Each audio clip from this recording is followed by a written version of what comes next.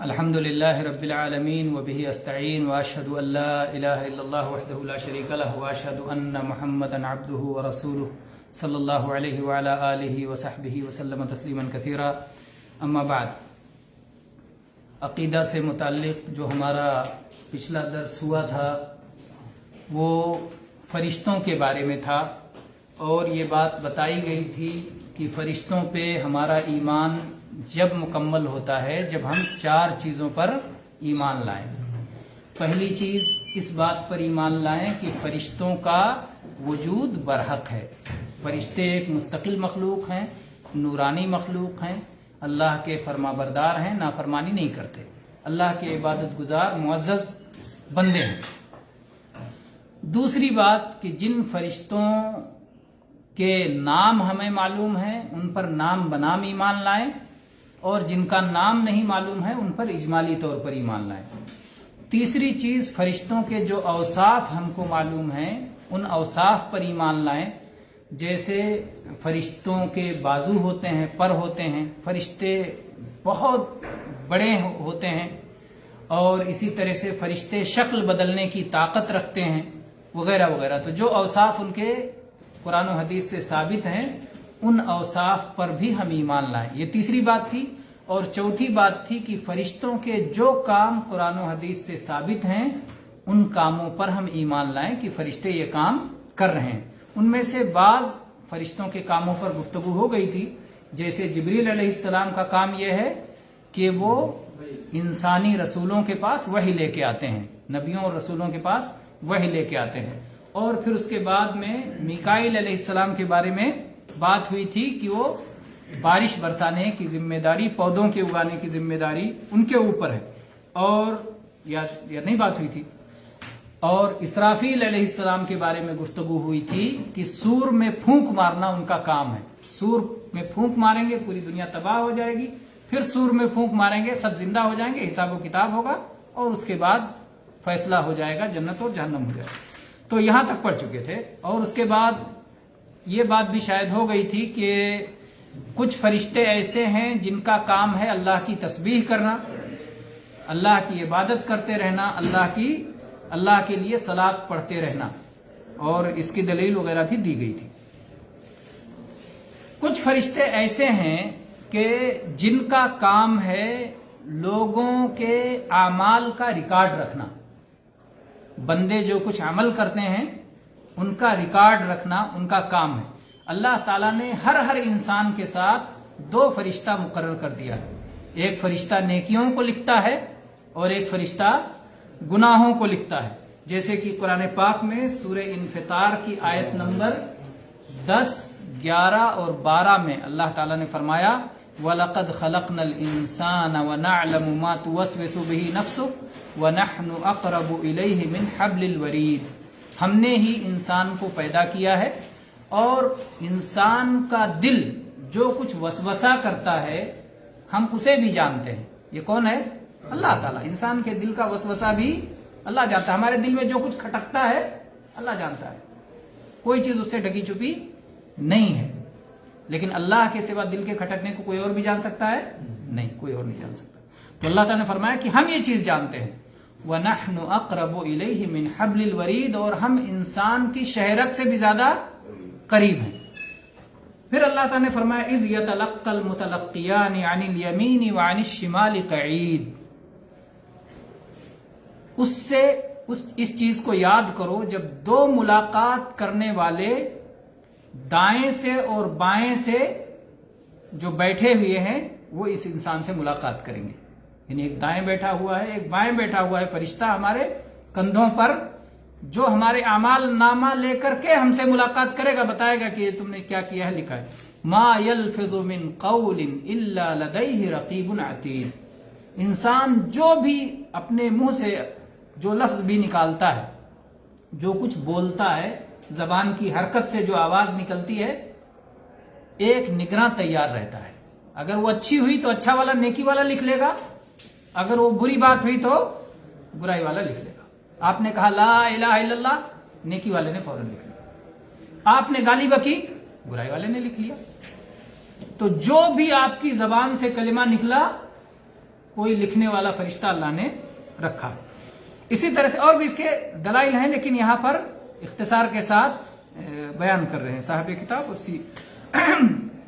اور اسی طرح سے ایک فرشتہ وہ ہیں جن کی ذمہ داری، یا کچھ فرشتے ایسے ہیں ان کے ساتھ میں مددگار معاون فرشتے بھی ہیں، کہ روح نکالنا، انسان کے جسم سے روح قبض کرنا، روح نکالنا اور موت دینا، جن کی ذمہ داری اللہ نے رکھی ہے. تو ملک الموت مشہور ہے، موت کا فرشتہ ملک الموت. یہ نام نہیں ہے بلکہ یہ ان کی صفت ہے. آپ نام کہہ لیں کوئی مشکل نہیں، لیکن اصل تو صفت ہے وہ ملک الموت. ملک من فرشتہ اور موت کا فرشتہ. اور ان کے ساتھ میں بہت سارے مددگار فرشتے ہیں جو ان کے ساتھ تعاون کرتے ہیں. اس سلسلے میں آپ جب لمبی حدیث وہ پڑھیں گے، اللہ کے نبی صلی اللہ علیہ وسلم نے جس میں موت کے حالات بیان فرمائے کہ کیسے موت ہوتی ہے، تو کیسے فرشتے آتے ہیں، کیا کیا ہوتا ہے، تو آپ کو ساری بات سمجھ میں آ جائے گی. جیسے جب ایمان والے کی روح نکلنے کا وقت ہوتا ہے تو ملک الموت اس کی روح بڑی نرمی کے ساتھ کھینچتا ہے، بہت دھیرے دھیرے بہت نرمی کے ساتھ کھینچتا ہے.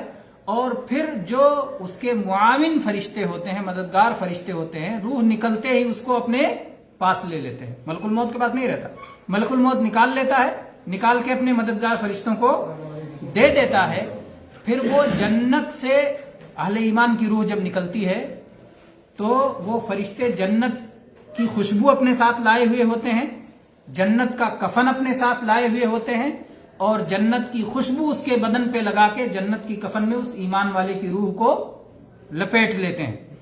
اسی طرح سے جب کافر کی موت ہوتی ہے تو اس کے لیے عذاب والے فرشتے آئے ہوئے ہوتے ہیں، اور گنہگاروں کی روح جب نکلنا ہوتی ہے تو اس وقت بھی اسی طرح کے فرشتے ہوتے ہیں. اور ملک الموت نرمی کے ساتھ ان کی روح نہیں نکالتے بلکہ نہایت شدت اور قوت کے ساتھ ان کی روح نکالتے ہیں، ان کی روح قبض کرتے ہیں. آپ جو ہے حدیث میں باقاعدہ اس کی مثال بھی بتائی گئی ہے کہ جیسے جو ہے سوا ہوتا ہے، سوا یا سجا جو لوہے کی تیلی ہوتی ہے، اس میں اگر کانٹے پھنس جائیں اور اس میں روئی پھنس جائے اور اس کو روئی کو کھینچ کے اس سے نکالا جائے تو کیسے روئی کٹ پھٹ جاتی ہے، تو وہ حالت ہوتی ہے. تو ان کی روح بدن میں مختلف رکنے کی کوشش کرتی ہے، نکلنا نہیں چاہتی، کیونکہ وہ خوشخبری دی جاتی ہے نا کہ اللہ کی نعمت کی طرف آؤ، جنت کی طرف آؤ. تو ایمان والا تو خوشی سے جانا چاہتا ہے، تو اس کی روح نرمی سے نکل جاتی ہے. لیکن جو گنہگار ہوتا ہے یا کافر ہوتا ہے، مشرک ہوتا ہے، جب اسے کہا جاتا ہے اللہ کے عذاب کی طرف آؤ، دنیا کا وقت مہلت تمہاری ختم ہو گئی، سزا کے لیے نکلو چلو، تو پھر وہ جسم سے وہ روح نکلنا نہیں چاہتی ہے، بھاگتی ہے. تو اس کو کھینچ کے زبردستی فرشتے نکالتے ہیں. تو انتہائی کرب اور سختی اور تکلیف کا وقت ہوتا ہے. پھر اس کے بعد میں اس تکلیف کے بعد چاہے جتنی تکلیف ہو جائے، اللہ کے حکم پر تو چلنا ہے، حرکت نہیں کر سکتا ہے، روح کو تو نکلنا ہی نکلنا ہے. تو فرشتہ جب وہ روح نکال لیتا ہے کھینچ کر کے، پھر اس کے بعد دے دیتا ہے اپنے معاون فرشتوں کے ہاتھ میں. وہ جہنم کا کفن لائے ہوئے ہوتے ہیں اپنے ساتھ میں، جہنم کی بدترین بدبو اپنے ساتھ رکھتے ہیں، اسی بدبو میں اس کو لپیٹا جاتا ہے، جہنم کے کفن میں لپیٹا جاتا ہے، اور پھر اس کے بعد میں اس کو لے کے جاتے ہیں. اس کی پوری تفصیل حدیث میں موجود ہے. قرآن پاک میں اس کا اجمالی ذکر ہے. قرآن پاک میں اللہ تعالیٰ نے سورہ نحل کی آیت نمبر 28, 29, 30, 31, 32 میں اس کا ذکر کیا ہے. اللہ تعالیٰ نے فرمایا الذین تتوفاہم الملائکۃ ظالمی انفسہم، جن لوگوں کو فرشتے وفات دیتے ہیں جنہوں نے اپنی جانوں پہ ظلم کیا ہے. اپنی جان پہ ظلم کیسے ہوتا ہے؟ گناہ کے ذریعے، اللہ کی نافرمانی کے ذریعے، کفر اور شرک کو اختیار کر کے آدمی اپنے آپ پہ ظلم کرتا ہے. اور سب سے بڑا ظلم کیا ہے؟ شرک ہے نا. شرک سب سے بڑا ظلم ہے. اللہ کو جو حق دینا چاہیے عبادت کا وہ آپ نہیں دیتے، جبکہ اسی نے پیدا کیا ہے، اسی کی زمین پہ چلتے ہیں، اسی کے آسمان کے نیچے رہتے ہیں، اسی کی ہوا میں سانس لیتے ہیں، اور اس کے باوجود اس اللہ کی عبادت نہیں کرتے یا اس کے برابر کسی اور کو کر دیتے ہیں. تو یہ سب سے بڑا ظلم ہے. تو جن لوگوں نے اپنی جانوں پر ظلم کیا ہے، جب فرشتے انہیں وفات دینے کے لیے آتے ہیں، فَأَلْقَوْا السَّلَمَ مَا كُنَّا نَعْمَلُ مِنْ سُوءٍ بَلَا إِنَّ اللَّهَ عَلِيمٌ بِمَا كُنْتُمْ تَعْمَلُونَ. اس وقت پھر انکار کرنے لگتے ہیں نہیں ہم تو کوئی غلطی نہیں کرتے تھے, ہم تو کوئی گناہ نہیں کرتے تھے, ہم نے تو ایسا نہیں کیا ویسا نہیں کیا. لیکن اللہ تعالیٰ خوب جانتا ہے کہ ان کو جب مہلت ملی ہوئی تھی تو یہ کیا کر رہے تھے. فادخلوا ابواب جہنم خالدین فیہا, اللہ تعالیٰ کہے گا کہ جہنم کے دروازے سے جہنم میں داخل ہو جاؤ اور اسی میں ہمیشہ ہمیشہ تمہیں رہنا ہے. فلبئس مثوى المتکبرین, تکبر کرنے والوں کی یہ تکبر کرنے والوں کے لیے سب سے برا ٹھکانہ ہے. سب سے بڑا تکبر کیا ہے کہ آدمی اللہ کے سامنے تکبر کرے. اللہ یعنی خود اپنے آپ کو پیدا نہیں کیا, اللہ نے پیدا کیا. خود اپنے آپ کو زندہ نہیں رکھ سکتا ہے, اللہ زندہ رکھتا ہے تو زندگی اس کی باقی رکھتی ہے, لیکن اس اللہ سے اکڑتا ہے, اس اللہ کے لیے نہیں جھکتا, اس اللہ کے حکموں کو نہیں مانتا, تو یہ سب سے بڑا تکبر ہے. اسی لیے اللہ کے نبی صلی اللہ علیہ وسلم نے تکبر کی تعریف کیا فرمائی؟ الکبر بطر الحق وغمت الناس. تکبر یہ ہے کہ آدمی حق کا انکار کر دے, اور ان اللہ هو الحق, اللہ حق ہے اور اللہ کا کلام برحق ہے اور اللہ کا دین برحق ہے. تو اس کو چھوڑنے والے اور اس کا انکار کرنے والے یہ متکبرین ہیں. تو اللہ نے کہا متکبرین کا ٹھکانہ کیا ہے؟ جہنم ہے. اور پھر اللہ تعالیٰ نے فرمایا وَقِيلَ لِلَّذِينَ اتَّقَوْا مَاذَا أَنزَلَ رَبُّكُمْ قَالُوا خَيْرًا لِلَّذِينَ أَحْسَنُوا فِي هَذِهِ الدُّنْيَا حَسَنَةٌ وَلَدَارُ الْآخِرَةِ خَيْرٌ وَلَنِعْمَ دَارُ الْمُتَّقِينَ جَنَّاتُ عَدْنٍ يَدْخُلُونَهَا تَجْرِي مِنْ تَحْتِهَا الْأَنْهَارُ لَهُمْ فِيهَا مَا يَشَاءُونَ كَذَلِكَ يَجْزِي اللَّهُ الْمُتَّقِينَ الَّذِينَ تَتَوَفَّاهُمُ الْمَلَائِكَةُ طَيِّبِينَ. دو کا ذکر کیا, پہلے ذکر کیا تھا الَّذِينَ تَتَوَفَّاهُمُ الْمَلَائِكَةُ ظالمی انفسہم, جن کو فرشتے وفات دینے کے لیے آئیں گے اپنی جانوں پہ ظلم کیا ہوگا, تو ظالمین کی وفات کا تذکرہ کر دیا. پھر اللہ نے فرمایا الذین تتوفاہم الملائکۃ طیبین, جن لوگوں کو فرشتے وفات دیں گے اور وہ پاکیزہ اور اچھے لوگ ہوں گے, طیب پاکیزہ اور اچھے لوگ ہوں گے. یقولون سلام علیکم ادخلوا الجنۃ بما کنتم تعملون, تم پر اللہ کی سلامتی نازل ہو اور تم اپنے عمل کی وجہ سے جنت میں داخل ہو جاؤ. عمل جنت میں داخل ہونے کی وجہ ہے, عمل جنت میں داخل ہونے کا سبب ہے, عمل جنت میں داخل ہونے کا ذریعہ ہے, لیکن عمل جنت میں کا بدلہ نہیں ہے. کوئی یہ سمجھے کہ اس کے بدلہ ہے, مزدوری یعنی بالکل ہم اس کو ڈٹ کے چھین کے لیں گے, ایسا نہیں ہے. اللہ کی رحمت ہے, اللہ جو ہے فضل دے رہا ہے, ورنہ ہم کو جو کچھ اللہ نے اس دنیا میں نعمتیں دی ہیں, خود ایمان اور نیک عمل کی توفیق بھی اللہ کا فضل ہے, اللہ کا فضل ہے. تو اس لیے اس کو کوئی آدمی بدلا نہ سمجھے, جنت پورا کا پورا اللہ کا فضل ہے. اور اس سے بڑی بات کیا ہوگی کہ اللہ کے نبی صلی اللہ علیہ وسلم نے اپنے بارے میں فرمایا, صحابہ کے سامنے آپ نے کہا کہ اپنے عمل کے بدلے کوئی جنت میں نہیں جائے گا. لا يدخل الجنت احد بعمله, اپنے عمل کے بدلے کوئی جنت میں نہیں جائے گا. لوگوں نے کہا ولا انت یا رسول اللہ, اے اللہ کے رسول آپ بھی, آپ نے کہا ولا انا, میں بھی نہیں جاؤں گا. اللہ اکبر. محمد الرسول اللہ صلی اللہ علیہ وسلم اللہ کے خلیل, اللہ کے حبیب اور آخری نبی رحمت عالم, وہ بھی اپنے عمل کے بدلے جنت میں نہیں جائیں گے. آپ نے فرمایا الا ان یتغمدنی اللہ برحمت من, اللہ تعالیٰ اپنی رحمت سے مجھے ڈھانپ لے گا اور پھر اللہ تعالیٰ مجھے نہ صرف جنت بلکہ جنت میں جانے کے لیے سفارشی بھی بنا دے گا. اللہ کے نبی کی سفارش سے لوگ جنت میں جائیں گے. اللہ کے نبی سب سے پہلے جنت کا دروازہ کھٹکھٹائیں گے.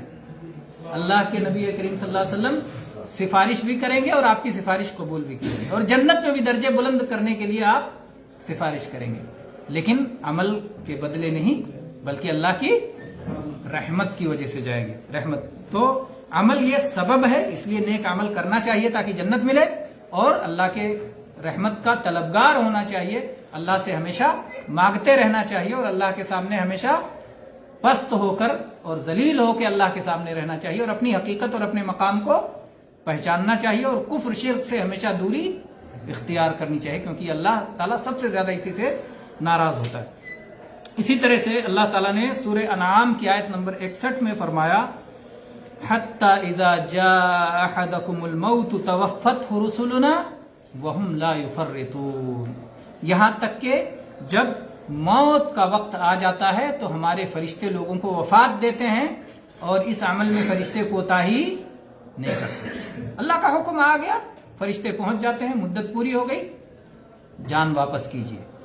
یہ اللہ کی امانت. حدیث میں اس کی آپ بہت تفصیل دیکھ سکتے ہیں, مسند احمد میں, ابو داؤد میں, اس طرح سے اور بھی حدیث کی کتابوں میں. اس پہ جاتے ہیں, اس کے بجائے آگے بڑھتے ہیں. اسی طرح سے کچھ فرشتوں کا کام ہے جنت کا انتظام کرنا, جس کو داروغ جنت جیسے کہتے ہیں, جنت کا انتظامات کرنا اور جنت کے بہت سارے کاموں کو دیکھنا.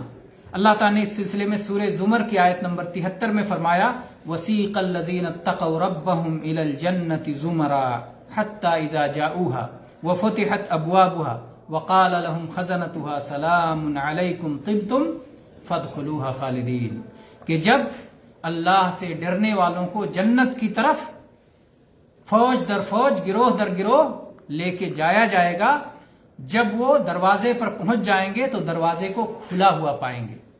حتی اذا جاؤها وفتحت ابوابها. اہل علم نے ذکر کیا ہے سورہ زمر کی ان آیتوں میں ایک جگہ وفتحت ہے واو کے ساتھ اور ایک جگہ واو کے بغیر ہے, تو واو حالیہ کہتے ہیں. وفتحت ابوابها یعنی دروازے پہلے سے کھلے ہوئے ہوں گے. یہ جس کو عزت دی جاتی ہے اس کے لیے دروازہ کھول کے رکھتے ہیں, عزت کے ساتھ آئے. تو اہل جنت کے لیے پہلے سے دروازے کھلے ہوں گے, اور جہنم والوں کے لیے دروازے پہ بھیڑ لگ جائے گی, اس کے بعد کھولا جائے گا. فتحت ابوابها, واو نہیں ہے کہ پہلے سے دروازے کھلے ہوں گے, اور دروازے تنگ بھی ہوں گے, دروازے چھوٹے بھی ہوں گے, کم بھی ہوں گے. جنت کے کتنے دروازے؟ 8 دروازے. جانے والے جنت میں جہنم کے مقابلے میں بہت کم, جنت میں کم لوگ جائیں گے. اور جہنم کے دروازے 7 ہیں, اور جانے والے جنت کے مقابلے میں بہت زیادہ ہیں. تو گویا دھکے مار مار کے ذلت کے ساتھ ڈھکیل کر کے جہنم میں ڈالا جائے گا. تو یہاں اللہ تعالیٰ نے فرمایا حتی اذا جاؤها وفتحت ابوابها, جب جنت پہ آئیں گے اور دروازے کھلے ہوئے ہوں گے. وقال لهم خزنتها, جنت کے خازنین, جنت کے داروغہ, جنت کے منتظمین, جو فرشتے اللہ نے لگا رکھے ہیں وہاں, ان کے استقبال میں ہوں گے. فرشتے استقبال کریں گے اہل ایمان کا. یہ شرف اللہ نے دیا ہے ایمان والوں کو, اللہ نے یہ عزت دی ہے کہ فرشتے جنت کے دروازوں پر ان کا استقبال کریں گے اور کہیں گے سلام علیکم. وہ بڑھ کے سلام کریں گے اہل ایمان کو, تم پر اللہ کی سلامتی ہو, طب تم پاکیزہ لوگ ہو, پاکیزہ لوگ ہو. ادخلوها فادخلوها خالدین, جنت میں ہمیشہ ہمیشہ کے لیے داخل ہو جاؤ. امام نے قیم رحم اللہ فرماتے اللہ نے 2 گھر بنایا ہے, ایک پاکیزہ لوگوں کا گھر اور ایک غیر پاکیزہ ناپاک اور نجس لوگوں کے لیے. جو اہل ایمان نجاست کے کام ہو, گندگی کے کام ہو, برائی کے کام اور حرام کام کرتے ہیں, اگر انہیں پاک کرنے کی ضرورت ہوئی تو جہنم میں کچھ دن کے لیے ڈال دیا جائے گا. جب پاک ہو جائیں گے وہاں تو نکال کے پھر پاکیزہ گھر میں ڈالا جائے گا. پاکیزہ گھر میں کوئی اپنی ناپاکیوں کے ساتھ نہیں جائے گا. اسی طرح سے جیسے جنت کے اللہ نے منتظمین کچھ فرشتے بنائے ہیں, جہنم کے بھی کچھ خازن اور منتظمین اور داروغہ اور انتظام کرنے والے فرشتے بنائے ہیں. وَأَوْكَلَ إِلَى بَعْضِهِمْ خِزَانَةَ النَّارِ وَرَئِيسُهُمْ مَالِكٌ, اور جو ان فرشتوں کے, جہنم کے منتظمین فرشتے ہیں, ان کے جو سردار ہیں, سب کے ہیڈ ہیں, وہ کون ہیں؟ مالک, ان کا نام ہے. جیسا کہ سورہ غافر کی آیت نمبر 49 میں اللہ تعالیٰ نے فرمایا وَقَالَ الَّذِينَ فِي النَّارِ لِخَزَنَةِ جَهَنَّمَ ادْعُوا رَبَّكُمْ يُخَفِّفْ عَنَّا يَوْمًا مِّنَ الْعَذَابِ, کہ جو لوگ جہنم میں ہوں گے وہ جہنم کے خازنین سے, جہنم کے منتظمین سے, فرشتوں سے کہیں گے اپنے رب سے دعا کرو کہ کم سے کم ایک دن ہمارے عذاب میں کچھ کم تو کر دے, ایک دن ہمارے عذاب میں کمی کر دے. امام شیخ محمد ابن عثیمین رحمہ اللہ اس آیت کے بارے میں بیان کرتے ہوئے کہتے ہیں کہ جہنمی کیوں جو ہے کتنی ذلت ان کے اوپر چھائی ہوئی ہوگی کہ انہیں یہ نہیں سوجھے گا کہ یہ ہمارا بھی رب ہے. یہ جو فرشتے جہنم کا انتظام دیکھ رہے ہیں انہی کا رب نہیں ہے, ہمارا بھی رب ہے. یہ نہیں کہہ پائیں گے یا اللہ تو کم کر دے.